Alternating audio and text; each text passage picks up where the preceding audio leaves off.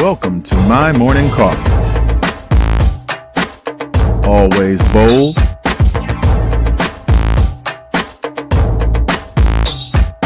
hot, and full of flavor.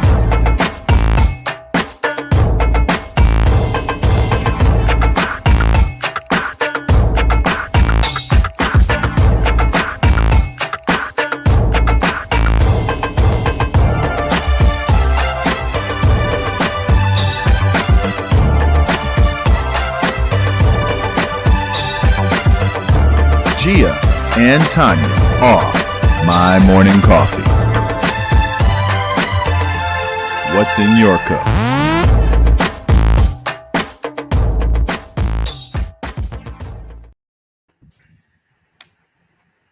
I'm feeling it with you this morning. I'm feeling it with you. Uh-oh, we're going to have a party. Hey. Good morning, good afternoon, good evening, depending on where you are logging in from. Welcome to another edition of My Morning Coffee, where the conversation is always hot, bold, and full of flavor and organic. Oh my God, today the conversation will be straight from SoCal, very organic, straight from the soil, straight from the turf. So, yes. I can't wait to get into it. But before we get into that conversation, girl, I want to get into your cup. What's in your cup? Because from when I look like you've been busy. So what's in your cup, girl? Well, it is coffee because, you know, I went outside. I was outside this weekend. Happened to be on Saturday. Ben, we have to have him on the show. He's the publisher of Urban Magazine. Okay. He got sick and gave me a call. So I wound up kind of standing in for him at the Smoke and Grooves Festival this weekend. So I was outside. Yeah, I saw that. And I was like, wait, at first I was kind of like, wait, hold up. Tanya was out, looked like at a concert, and she didn't give me no calls, so I could have rolled with her. But it looked like you was having a good time. And it's funny, what a coincidence. My cousin performed at that event. So yeah. Okay, I want to tell you guys something. You know when you recognize someone, but like you don't know where you recognize them from, but you don't want to get caught staring because it looks hella crazy. But I was just staring because we were with the artists in the trailer area where the artists were getting ready or, you know, relaxing after their performance. And girl was just staring, and my son was sitting next to me, and he's like, "Mom, what are you looking at that man for?" I'm like, "He's somebody I know him. I just can't place it." And he would look, and I would look over to the side because you don't want people thinking you're eyeballing them. Girl, when I saw Gabby post the picture, she had styled him. I was like, oh God, but senior brain, like total senior brain. So yes, I need my coffee because we have crazy senior brain, and I could not remember at that moment where I knew him from, but she did a great job styling him. I just wanted to say that. I know she does, but yeah, that's my cousin. We call him Bubby because when he grew up as Bubby, but that's my cousin Robert Bubby Lewis, who's a bass player, a phenomenal bass player, and I believe he was playing with Janae. Is it Aiko? Aiko. Yeah. So yeah, he plays with her, but he plays with a lot of other artists too. But yeah, so that was him. So when I saw your comment on IG, I was like, she's so goofy, like stuff. But then I was kind of excited that you saw my cousin, you recognize, like, I'm like, yeah, that's my cousin, so that's my fam and stuff. But I'm so proud of him and and Gabby. They both were young artists doing their thing, and I'm just proud of everything that they do, and I try to support them in any way possible. Whatever they're doing and stuff. I'm like, whenever they call for something, I'm all on board. I don't even care what it is. I'm like, I'm in. And it just makes me, warms my heart. I get chills when I see that they're doing what they love to do. So that was exciting. So I'm glad you had a good time.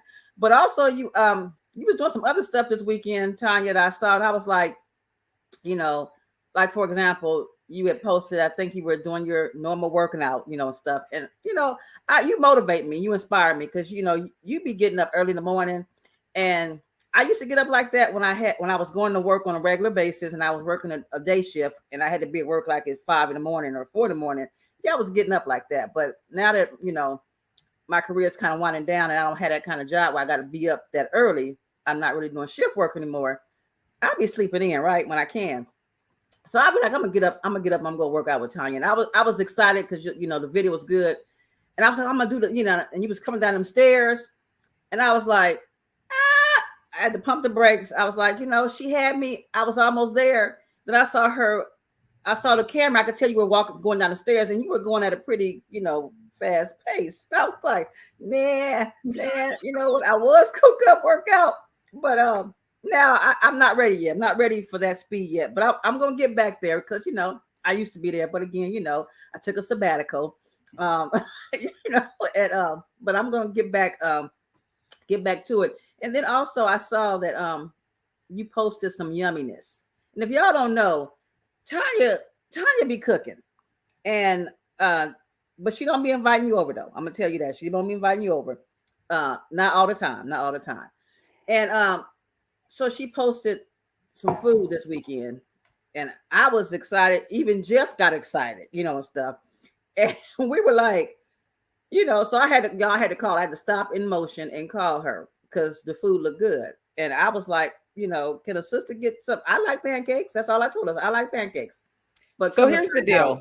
From now on, I'm calling you every time I cook, so I can take note of how many times you tell me you ain't getting out your bed, because that's your other thing. Well, come to find out, y'all, it was the reason why the spread. She had this big old spread because last time she had a spread, she said she had a sleepover. So me and Jeff, we kind of like laughed in the car before I called her, and we both said, "Watch her say, we had a sleep. The kids had a sleepover like that." So I was like, "Well, hell, I want to have a sleepover at your house if that's what it takes to get all that food." But we come to find out, Ray Jr. was in town and was going back home. So she did her motherly duties and she made him a nice spread. Ray Jr., I hope you really appreciate your mama did, because that food looked really good. And I was a little jealous. I was like, I'm going back to college so I can get some of that stuff. Wait, but here's the deal. This fool didn't even get up and eat until like lunchtime. Oh, no. I was like, no. College kid. Okay. So, yeah. College kid. Oh, yeah. So then there's that. What's in your cup? What you been up to? Girl, I got coffee in my cup as usual. Y'all see, I got the coffee. My weekend it wasn't that busy because, it was a little busy, but not that busy because I was outside too, because I haven't been really on a regular. So I got up and put a little clothes on, try to, fix myself up, put a little outfit on, so I was out with the mister, of course, the mister, he was all fly diddy, fly ageless with his little outfit on. So we snapped a little photos, every time I get a chance, take a little picture of him, I'm gonna take a picture and I kind of posted and stuff. So we went out to get some, because he had been busy. So he was like all day Saturday, he was in the house working on, he's got a project he's been working on. So we didn't really do anything on Saturday. So I was like, okay, well, what do you have planned for Sunday? It's funny how now you got to ask, you got to schedule time with your spouse. Isn't that crazy? So it's like, what do you got going on Sunday? He's like, well, nothing. So I was like, oh, well, let's get up. Maybe we can go to breakfast, some spots that I want to check out.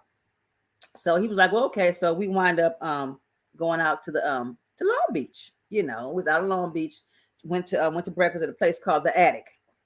So The Attic, I think I've been there. Yes, you have to go, Tonya. We have to go. It's really nice, little quaint, cute little spot.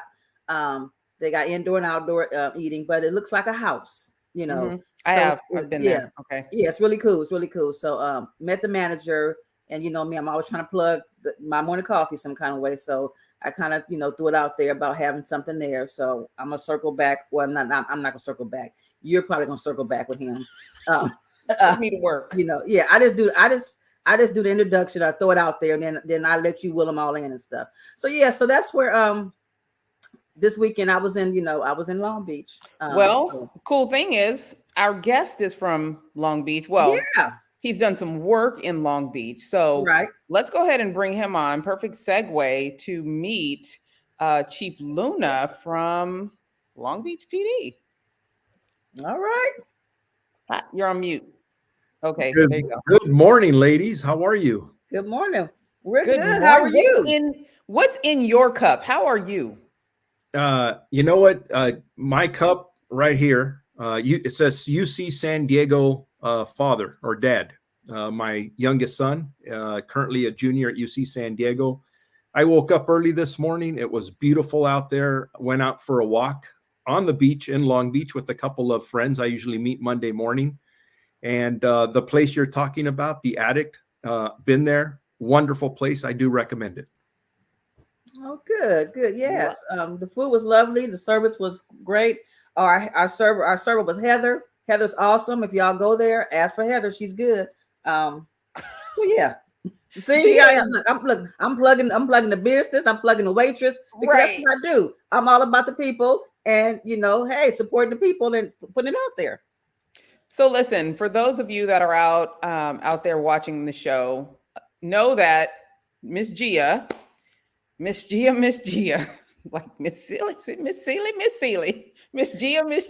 she is a lieutenant with LA County Sheriff.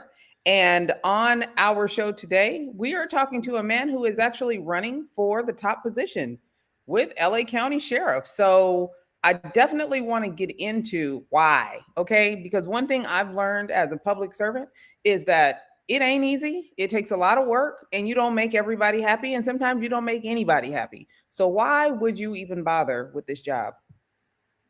Well, thank you. And Gia, thank you for your service. And actually, in talking to both of you, you do amazing things for our community. So I wanted to thank both of you. Why do I do this? You know what? Plain and simple is I care. I tell people this is my ministry. I just completed a 36-year career with the Long Beach Police Department. The last 7 years was as chief of police.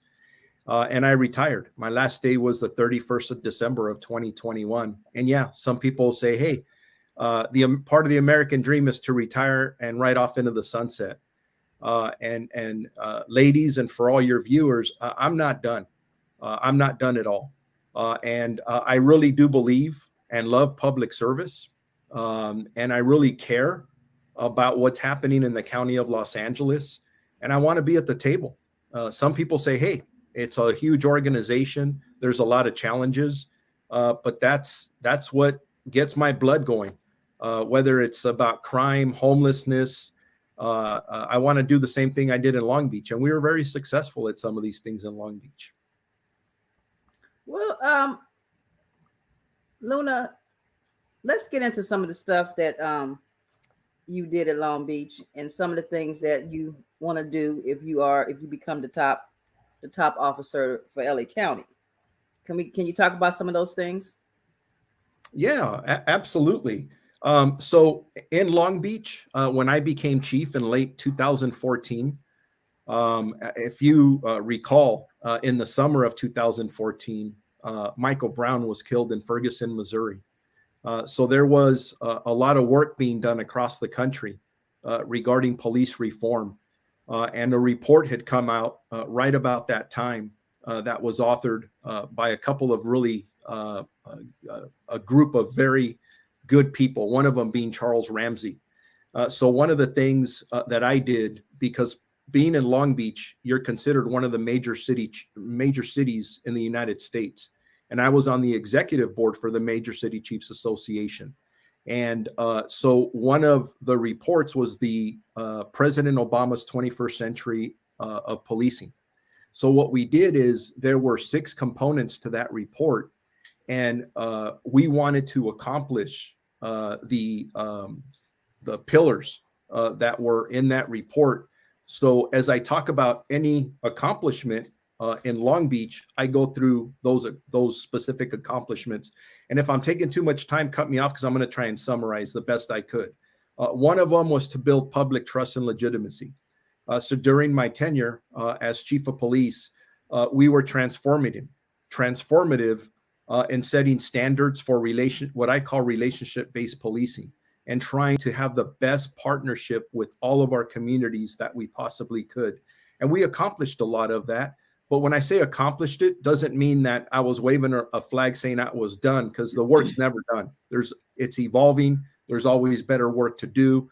We did things like implementing a community liaison officer program. None of our recruit classes had less than 50% diversity while we were there. Quality of life units received multiple awards for community engagement and humanitarian award.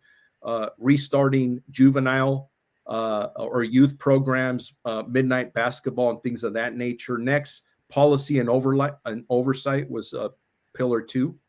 And that was changing a lot of our policies as they evolved, paying attention to national best standards and bringing them to Long Beach.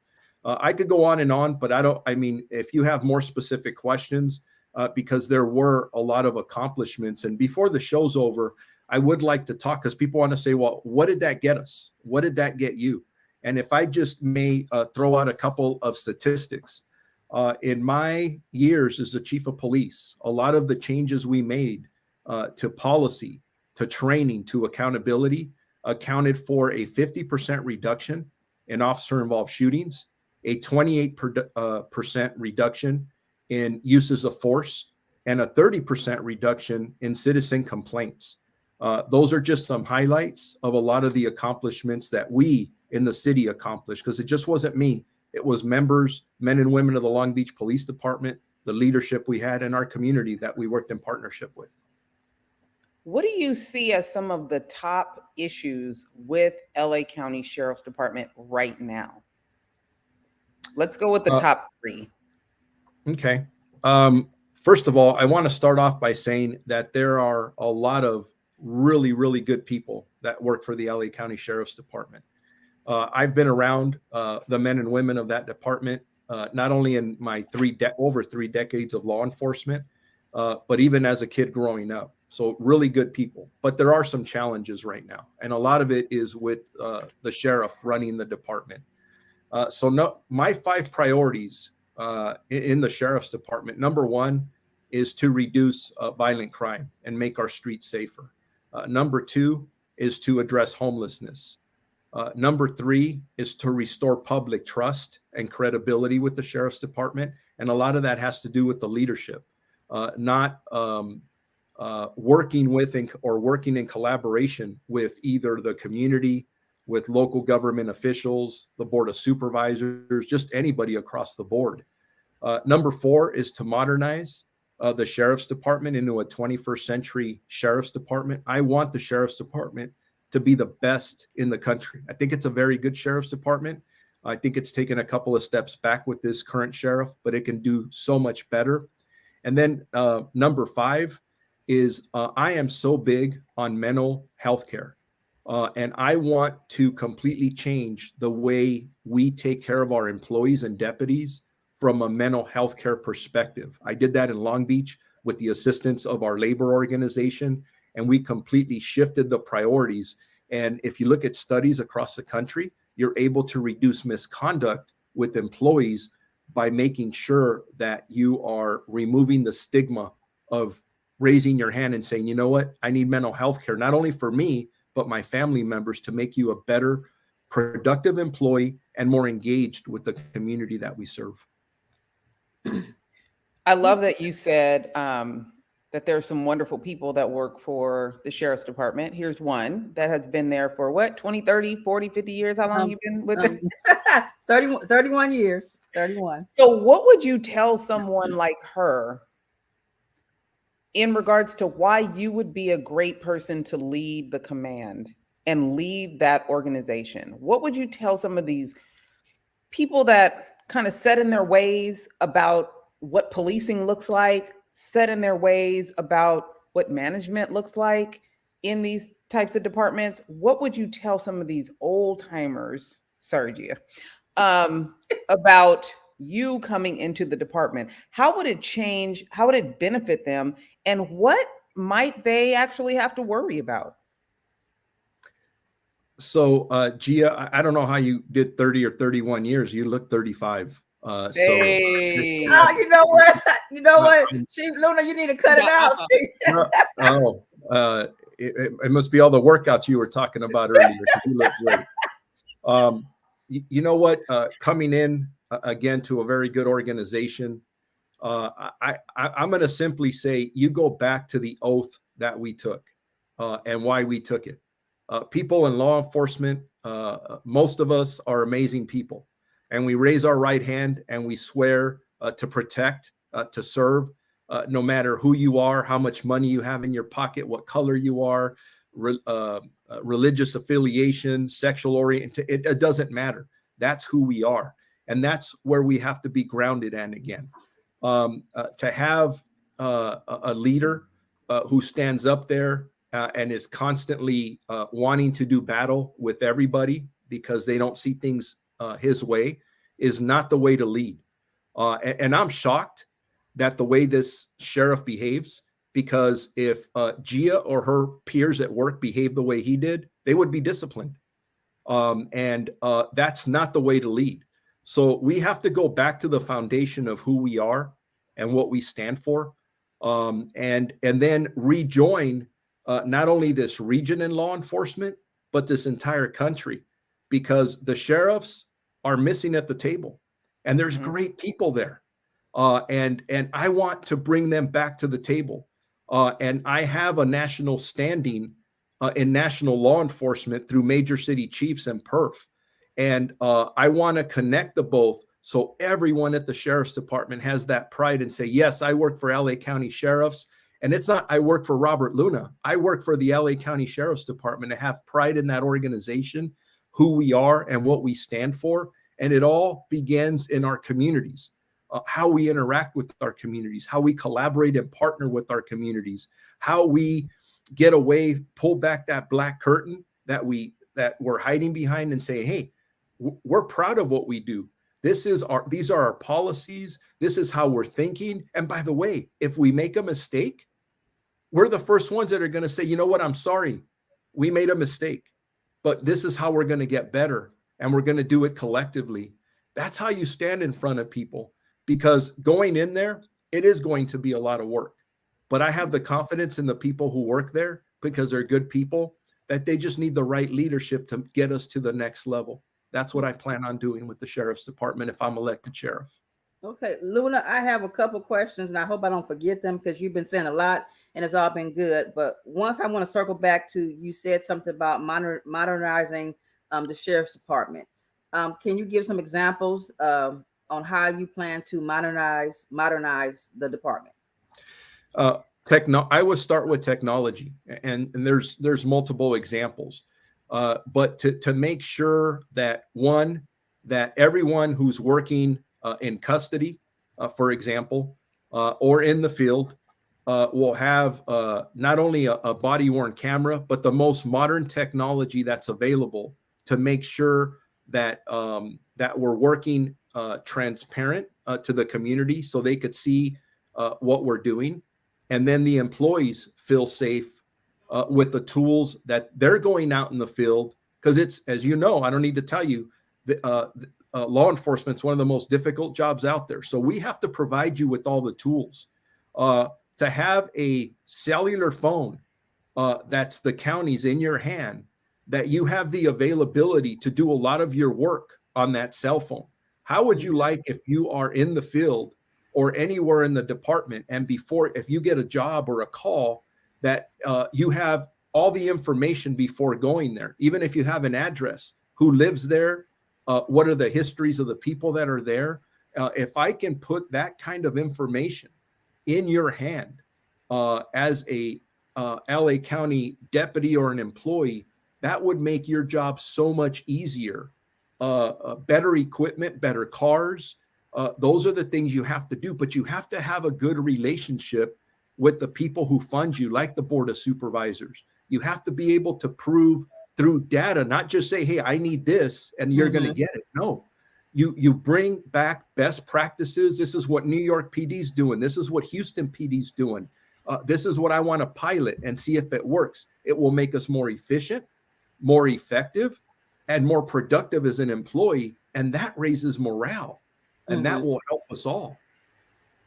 Well, you're right. We do need to modernize the department. You know, I've been on there for 31 years, and yes, there are some things that need to be upgraded and improved upon. So if you get elected and you're able to do that, you're able to get that money from the board, then that's something, because we always hear that, like you said, there's no money. We don't have any money for this. We don't have money for that, and we're supposed, we're supposed to be the largest, police department in Los Angeles, and we still operating on stuff from when I got hired. So Wow. And Yeah, you know what? And that needs to change. That Yeah. really does. But you can't do it by calling the board of supervisors who hold the purse strings to your budget names. You can't do it that way.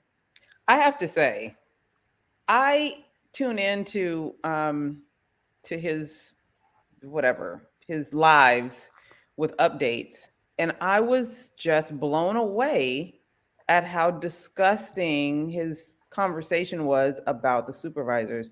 Listen, I understand everybody's not going to like everybody that you work with, but sometimes not saying anything is actually more powerful than showing just the level of discord that is happening in our county, which causes a lot of these problems in regards to how people are not getting the services that they need. You cannot function as a unit. And that's at the end of the day, that's what we all are when we're servicing a county. We are a unit. We have to find some kind of way to do the things that need to be done for homelessness, for mental health, for servicing our communities and the unincorporated areas of LA County. We have to work together, but continuing to fan the flames of discord, I think is just completely unprofessional.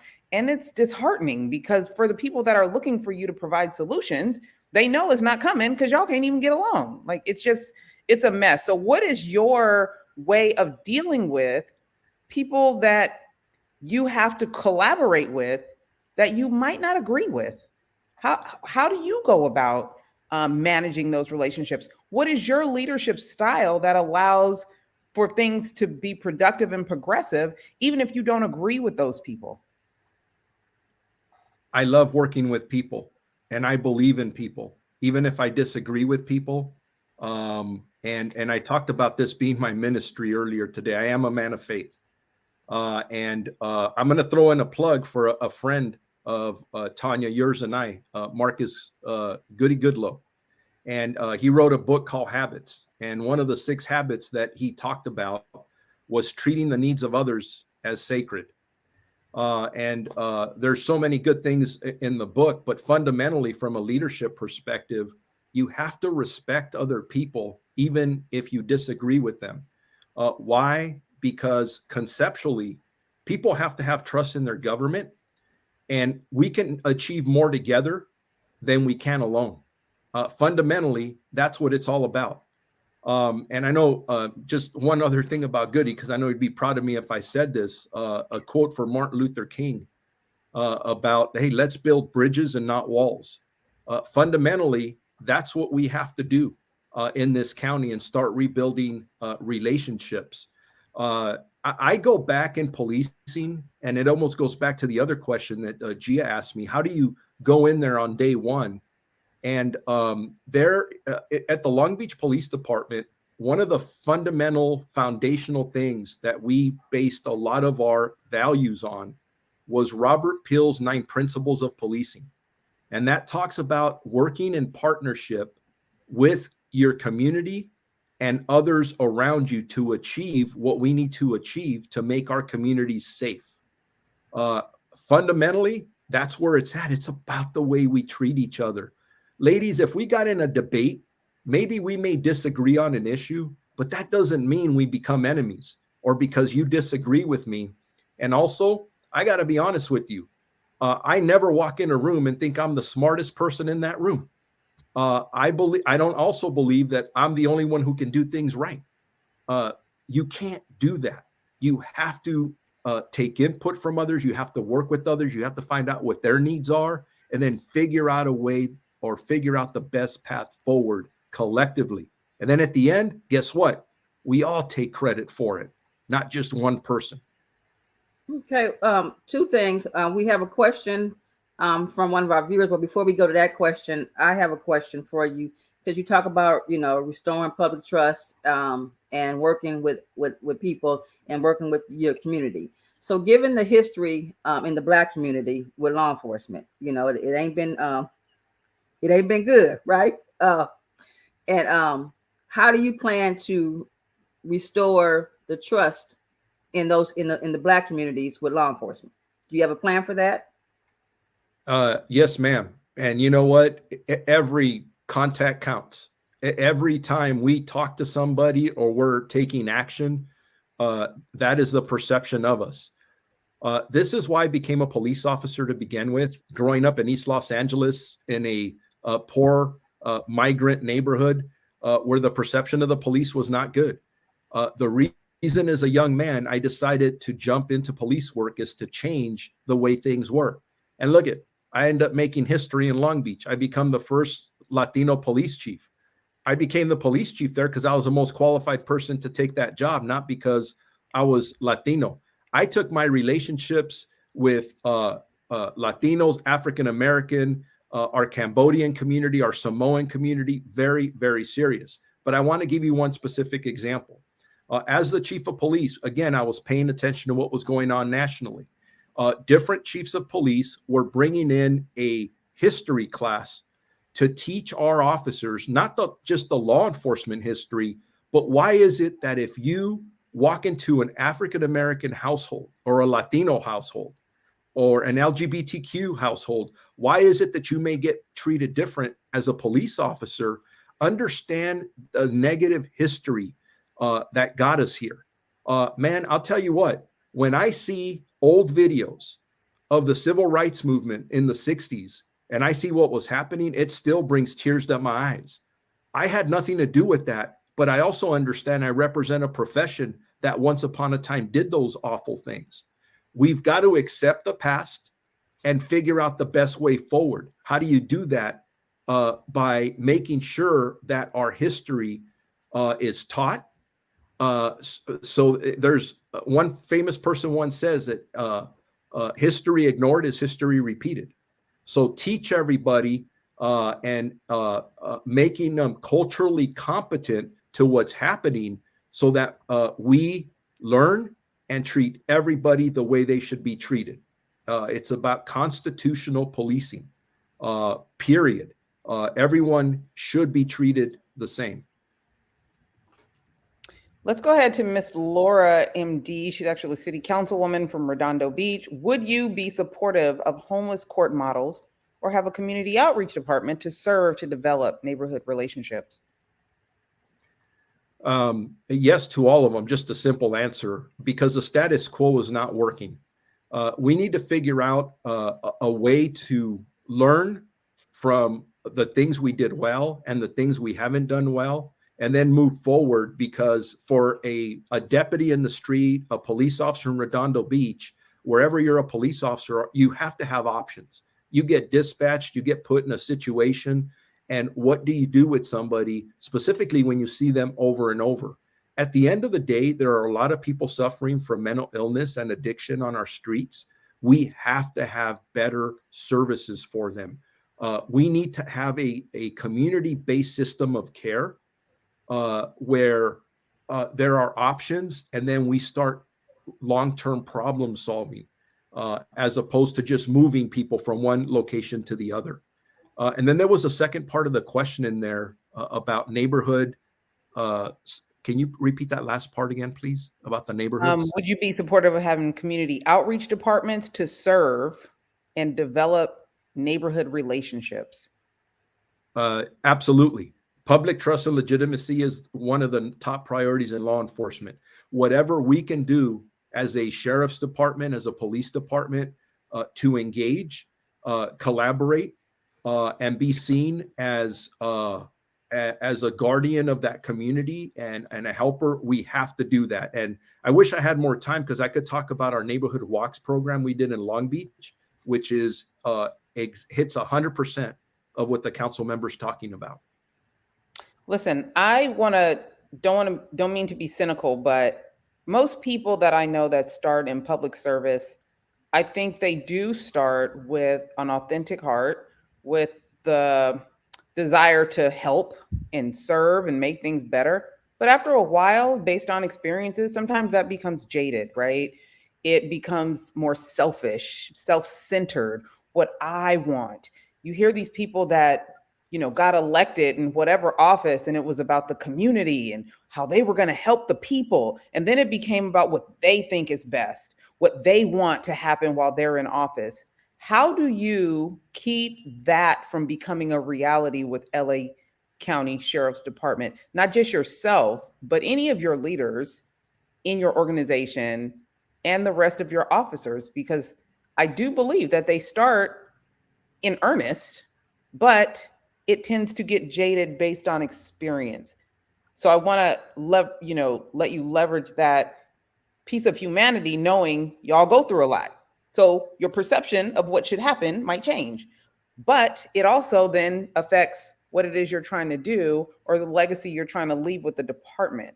So what is your solution or your thought behind that? So you're right. Getting into specifically policing, to volunteer and put your life on the line, not only physically but the mental aspects of what we go through in policing. Again, very tough. I talked earlier about one of my priorities with the Sheriff's Department will be mental wellness. I did that in Long Beach the last several years we were there because we experienced a suicide. Actually several suicides, and that rocked us to our core. What do we do to get better?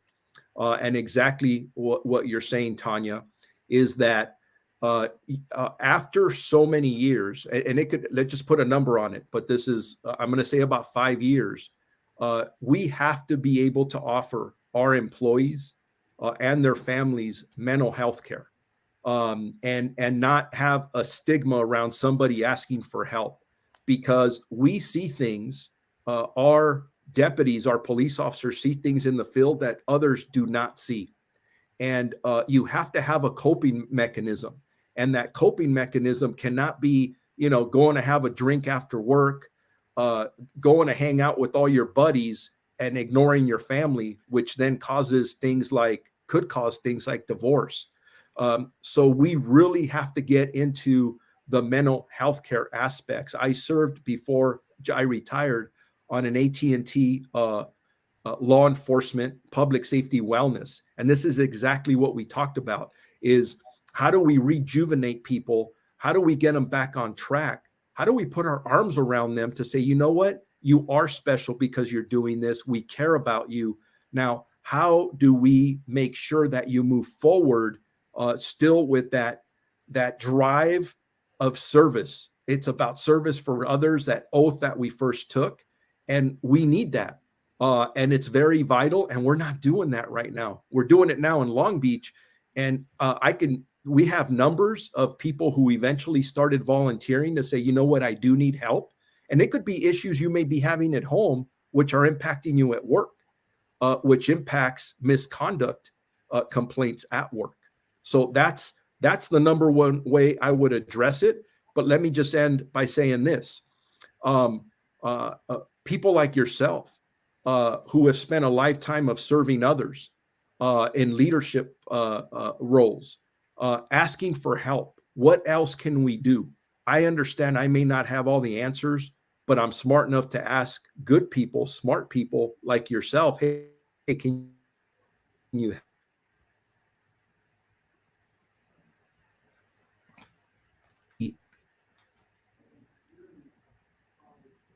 Kind of cutting in and out there. Yeah. Well, until we get him back, I know he touched on mental health and bringing that to the Sheriff's Department.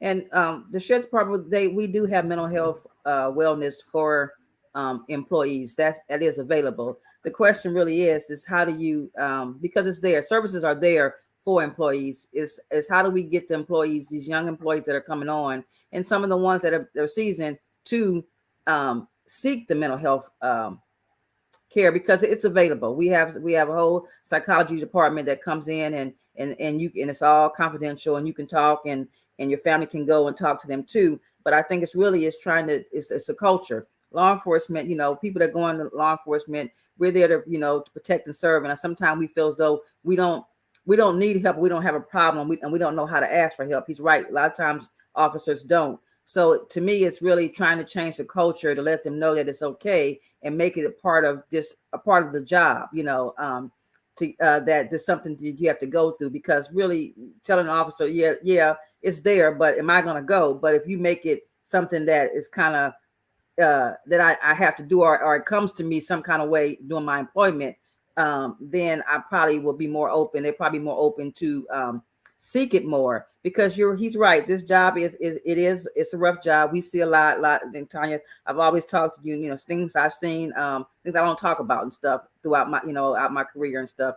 I kind of try to shut it off, and some people can cope with it, and some people can't. And he's right. Most of the time, the law enforcement's career is a culture. After work, we go out and we drink, we with our partners, do all that kind of stuff. And that's not a good thing, because that also creates a whole nother problem too, drinking and driving and things like that. But I think something needs to be implemented to make it more not a stigma of seeking mental health. It's just something that's just a part of the job that Here's my question. Then shouldn't it just be mandatory? Just like continued education and continued training should be mandatory, especially when it comes to things like mental health. Wouldn't that make more sense? And is that something that, let's say, you'd be willing to do? Possibly, absolutely. Mental health care is critical, and the way you get people to do it is from day one, going into the academy when you get recruited, to make it a point that, what, this is okay. I think Gia will agree with me, is that when I started, man, if you ask for mental health care, it's like, oh, we're going to take your gun away. Go put dirt on it, suck it up. That's the way it was. That's not the world we live in today. It has to be completely different. And the way you do it is from day one, you make it part of the program. You make it acceptable. In Long Beach, I was telling people, I went to go seek help. And I think leaders need to do that. Us in leadership positions need to say, you know what, it's okay to do that. And the most critical part in Long Beach was I got labor on board. Actually, they came to me and said, we need to do something different, Chief. So they were on board. So that if the labor organizations are pushing this, then you're going to get the help that you need. And then the last part of it, management practices. If you incorporate coaching, mentoring, and or discipline tied into somehow that this is an avenue to get help and see if it makes a difference, watch how quickly more employees start going to it. I'm ready to go to spouses and say, hey, these are the avenues that we have for you and whoever works there, to make sure everybody knows it's open for them and even their children, which I've taken advantage of. And it's very, very helpful, and it makes a difference. I have another question. Luna, you talked about, and Tonya kind of brought it up, about your leadership style, and how when people come into office or come into a position, they come in, they have a lot of great ideas. They say they're going to do this, they're going to do this, and they're going to do that, and they run on something, and then they get in, and that's not always the case. And prime example,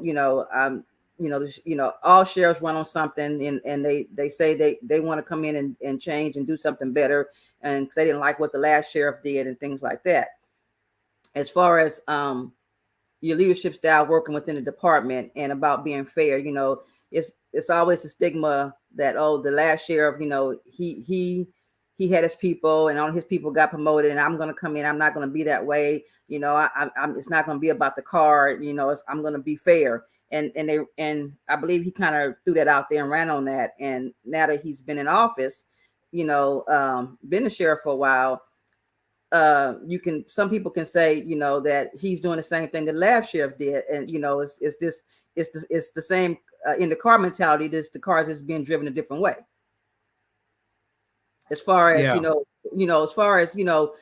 promoting promotions, and because people that's in the department, what any law enforcement, any person that goes and gets a job, they're concerned about, they're concerned about raises, they're concerned about opportunities to advance in their job. And some people get to advance really fast, and you got some people that don't advance at the same rate. And some of them that got more experience are not advancing at the rate of people that don't have that much experience and are advancing within the sheriff's department. So how would you go about that if you were elected, as far as the employees and the men and women who are putting on that uniform on every day, going out there, protecting and serving, doing their jobs, and also the civilian staff, because you got civilians that want to move up too.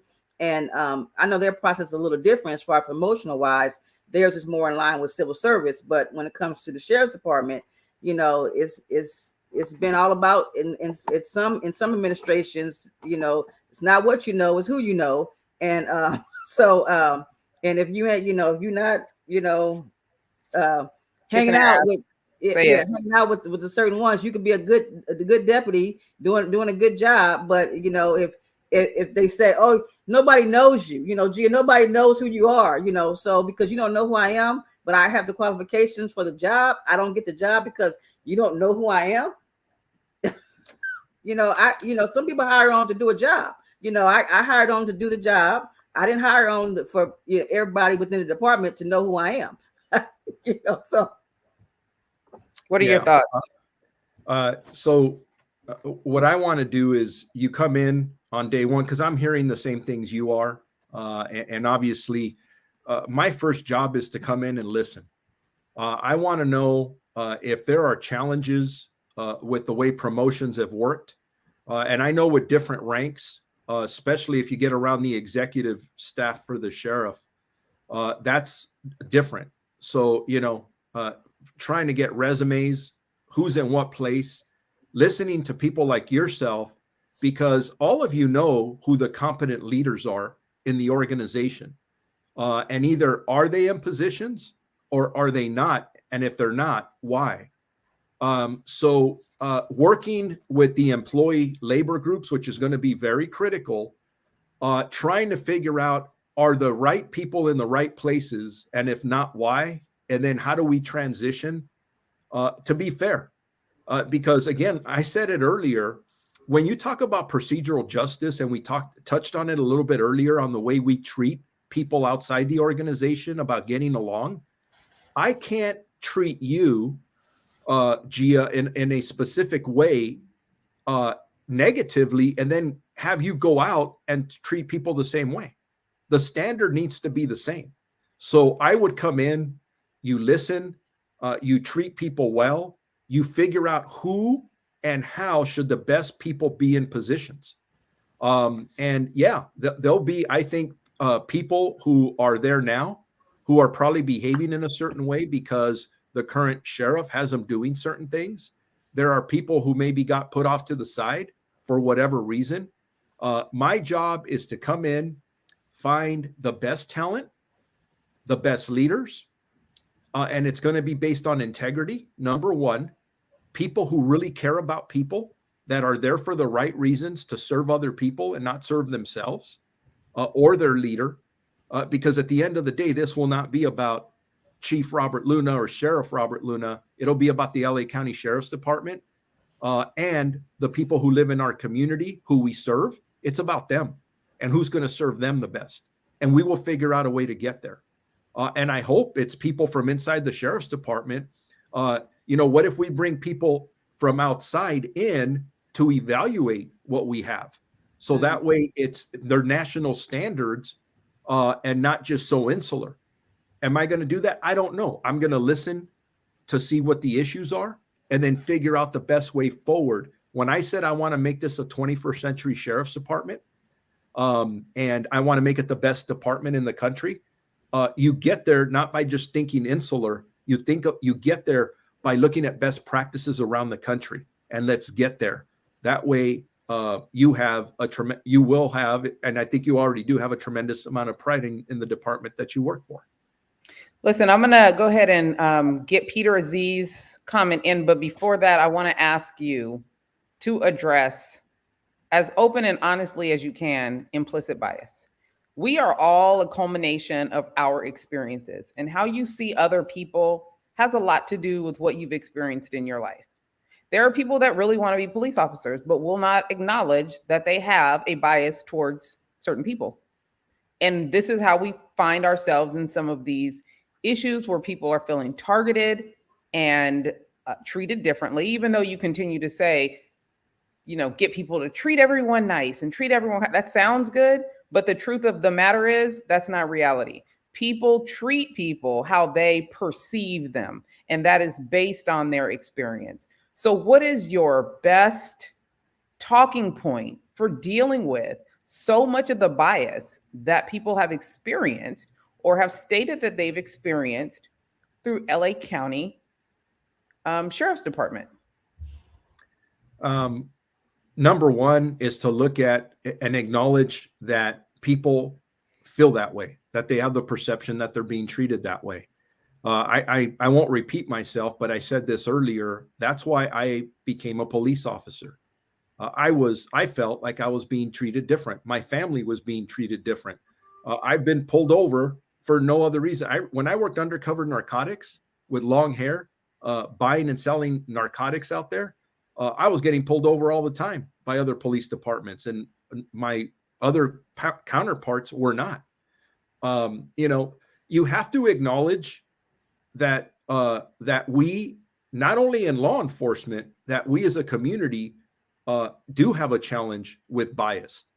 And I want to talk about something that I did in Long Beach, and I'm looking for a quick note here. In looking at RIPA data, no major department specifically in this region cannot say, hey, our numbers look good. They don't. We are stopping people of color at a much higher rate, and not only stopping them, but searching them as well. We have to acknowledge that that's happening, but we have to figure out why is that happening. So one of the things I did as the chief in Long Beach is we went out and contracted with an organization called Center for Police Equity. And they're doing some work up in UC Berkeley. They're going to start doing work in Long Beach, and they were going to look at, one, our training, two, our management practices. What does that mean by management practices? A lot of times we as executive staff, we're trying to reduce violent crime, for example. So what do? We put more officers or deputies in areas where the shootings are up. What ends up happening? We're making more stops, searching more people for guns, and those numbers have to be reconciled and figure out, why is this happening? How do we work on the prevention intervention side of things? There's got to be a better way, but I know you asked for a short answer. It's a very complex response, but it does start with acknowledging that there is a challenge and we have to address it. And by the way, look at the three of us. I am a male Mexican American who grew up in an area I did, 36 years in law enforcement. And Gia, with your 31 years, I mean, we have knowledge now that wasn't there in the past. So people like us in leadership positions can look at this completely different than it's ever been looked at in the past and ask ourselves very tough questions on all sides, because there's some issues out there that we all have to deal with that deal with race. Right. And we have to be at the table. And that's the thing. A lot of times the people at the table don't represent the people of the community. So, you got law enforcement officers like yourself and myself who grew up in what you call the hood, and we lived it, and stuff, but we're not always at the table to bring a perspective that law enforcement leaders need. They go to other people and try to figure this stuff out, and they don't go within their department to figure it out, because you got good people in your departments that can give you, that can provide information and resources, and that can help us in the community. So you're right. No, and it is. And for me, implicit bias is not as a government official. To me, it's personal, because this is why I joined policing 36 years ago. So very different for me. Exactly. We're going to go to Peter's question. Reform is not enough to ensure public trust. Community policing, surveilling is predatory practices centered. The primary reason public trust is breached. What is the response to abolition movements? If we're talking about abolition, is that like to abolish the police? I'm guessing so. Peter, if you're out there, feel free to clarify. And let me trying to start answer that, and then Peter could clarify that. I don't believe in the abolishing the police. I believe, and again, I'm going to remove myself for a second from being a police officer. I have never met anybody who lives in a minority community like the one I grew up in, East Los Angeles, who wants to get rid of the police because a lot of our victims, as a matter of fact, in Long Beach, and I'm sure it's the same way in LA, 96, 97% of the victims that were being shot were either African American or Hispanic. Why would we want to get rid of the police? Now, I believe that policing needs to change. I believe it needs to be reformed. I believe in alternative responses. I believe that there are better ways of responding to every category, from crime down to quality of life issues, to have more people working in the field that deal with, for example, mental illness, homelessness, and potentially redirect funds there.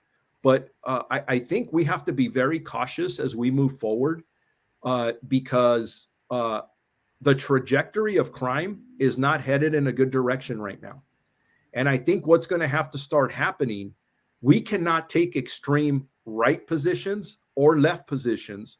We have to go back to a table and figure out what works best for criminal justice and social justice reform, and figure out what one keeps us safe, but at the same time finds a good balance without over incarcerating people and giving people options. So when we talk about crime, for example, focus more on intervention and prevention at the, as they say, at the top of the river flow, to stop it from floating down the river where it comes down to policing.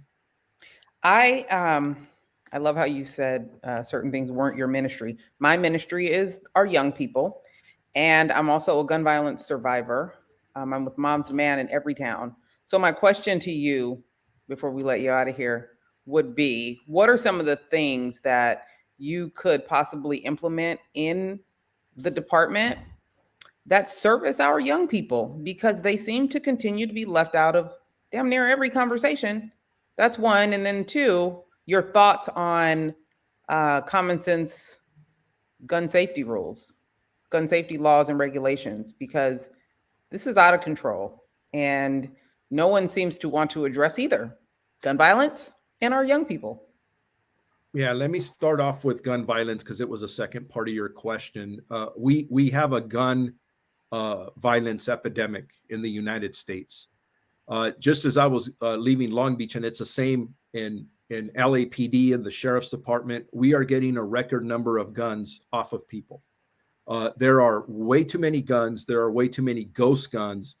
We have to continue to show the data, and not only in policing, it has to come from our partners in the health world, from independent research, from independent academics that are showing that, you know what, guns are contributing to the murder rates that are going up. We have to do something about that. And I can't believe there's this ridiculous argument that continues at a federal level, and it becomes political. We cannot do that. The facts matter. More importantly, the people matter, and we are losing a lot of young people of color. It's outrageous how many people of color are being lost. It bluntly pisses me off, and I'm sorry to say that, but it does. In regards to juveniles, for me as the sheriff, I will become one of the biggest advocates you've ever seen for programming, working with any and all agencies, whether they're government agencies, community-based agencies, faith-based organizations.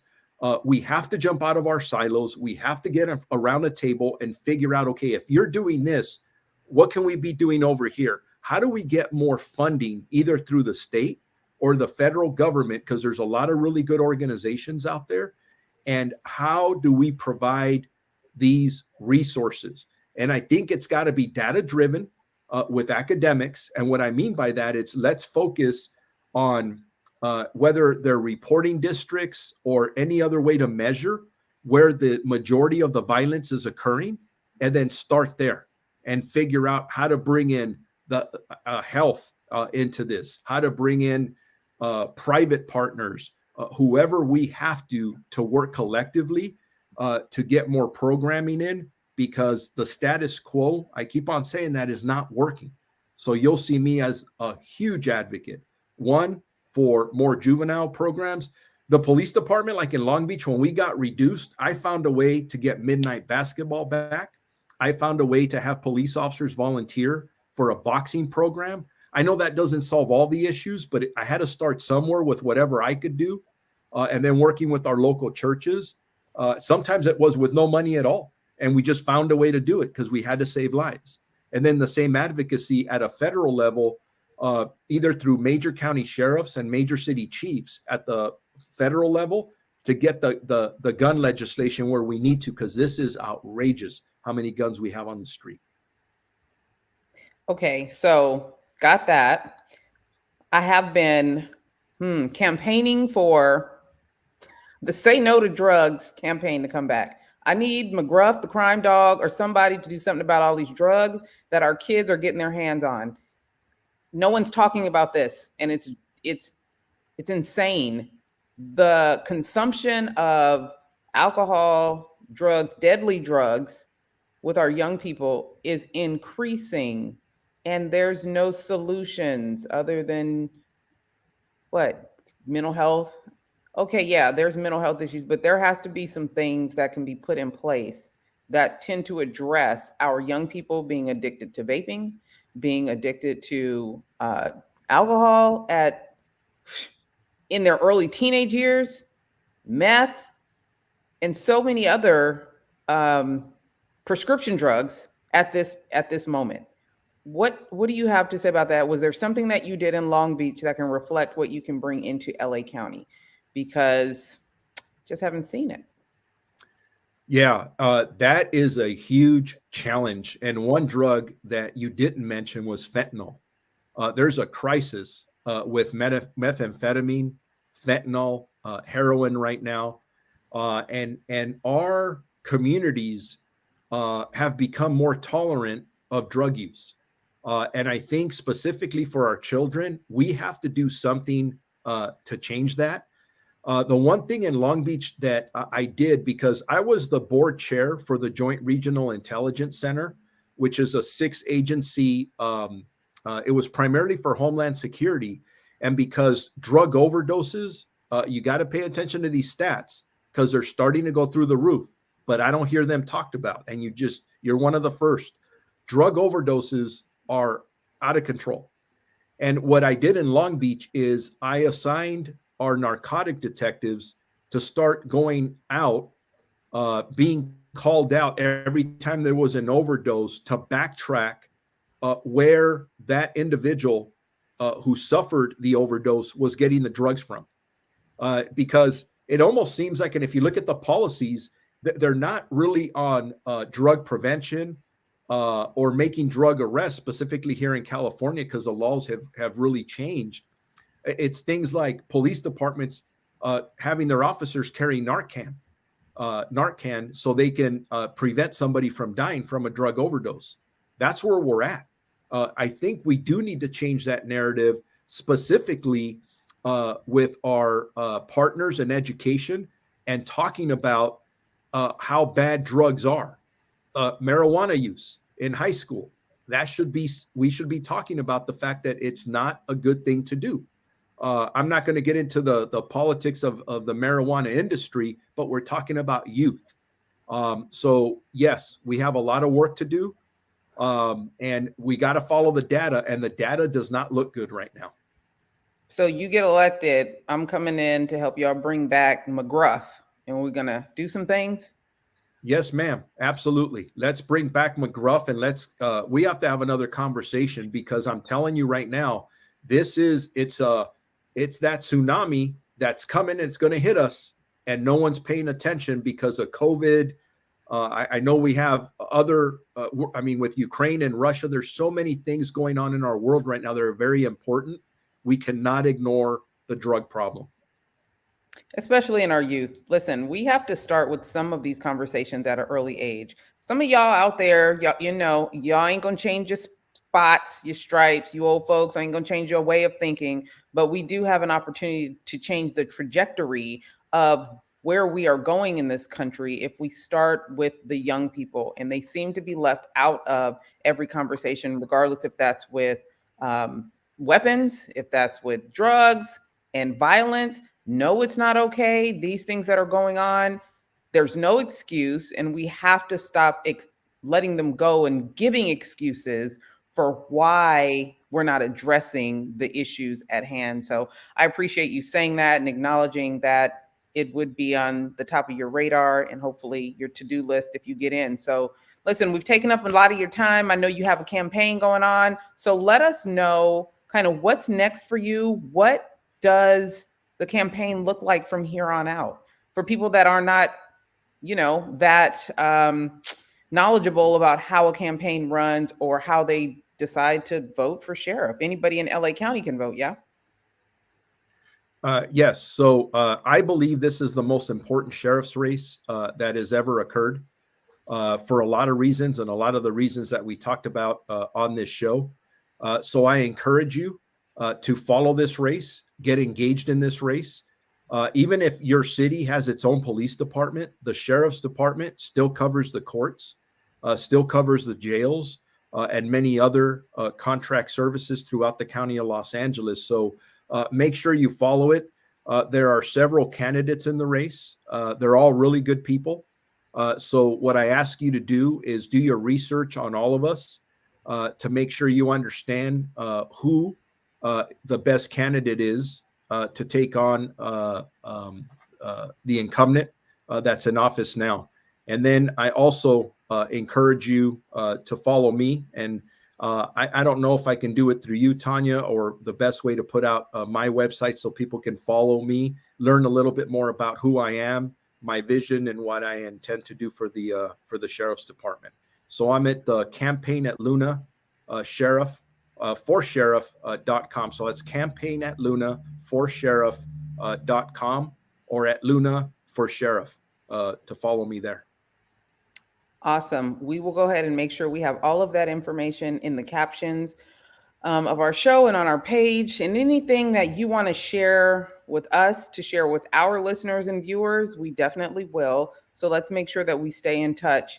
Also, once you are a part of the My Morning Coffee family, you are always a part of the family. So if there's anything else that we can do to just keep the public informed about what's going on and be able to, get you feedback, just keep us posted, and we will make sure that we let everyone know, because staying informed is the first solution to some of these problems that we have. I do think that we are under educated in regards to local politics. I think we are not as involved as we need to be in local politics. I think that we don't follow it enough and then complain after a decision has been made that they didn't have a say in. You have to stay engaged to be a part of the solution. So don't wait until the wrong person gets in and then want to complain about it.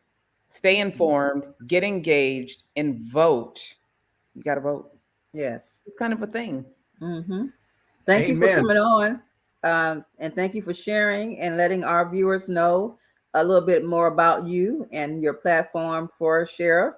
And good luck. Like you said, this is this campaign. It's really important. This go around. Not that the other ones weren't important, but there's a lot of change going on in the world and in the communities and stuff. So you guys get out, get informed. Like you said, we're gonna put this campaign address on our website, and go check it out. Go, and like you said, check out all the candidates. Find out for yourself firsthand, not on hearsay. Do your homework and check them out, and you make the decision. Is it June? The election is June, correct? The primary is June 7th. Primary, yes. June. Okay, yeah. So it's coming up. Well, thank you again, and we will talk to you soon. Stay well. Ladies, it was a pleasure to be on with you, and thank you so much for having me on. Thank you, and have a blessed day. Absolutely. You Have too. a good one. So what'd you think? It was good, very informative. Glad he decided to come on our show and let our viewers know a little bit about him. Because like you said, I don't think we all get involved in local politics and even politics with, when it comes to the sheriff and things like that. So it was good to hear. I'm And sure what all did the you guys candidates. think? Feel free Huh? to put, and the audience, what did you Yeah. guys think? Feel free to put your comments down below. We would love to hear. And if you have any follow-up questions, being able to either get him back or get him to answer those questions, I think is hugely important. So what's up with you? What you got coming up? Doctor's appointments. Old folks stuff.